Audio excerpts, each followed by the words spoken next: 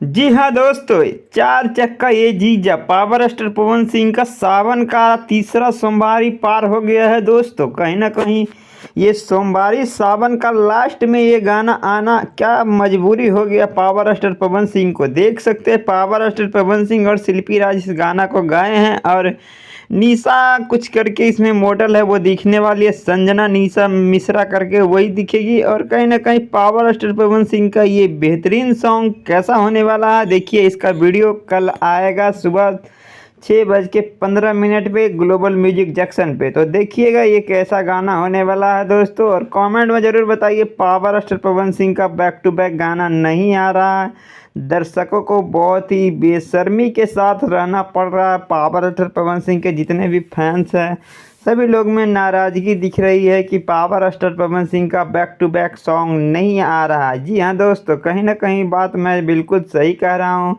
Power star Pawan Singh का back to back सावन के बाद गाना आएगा। जी हाँ, बॉलीवुड से जो रिकॉर्ड किया गया था वो काफ़ी तरह का गाना आप लोग को देखने के लिए मिलेगा। सावन के बाद बैक टू बैक मिलेगा गाना। तो ये वीडियो की जानकारी आप लोगों को कैसा लगा ज़रूर कमेंट करके बताइए इस गाने के बारे में, चार चक्का ये जीजा।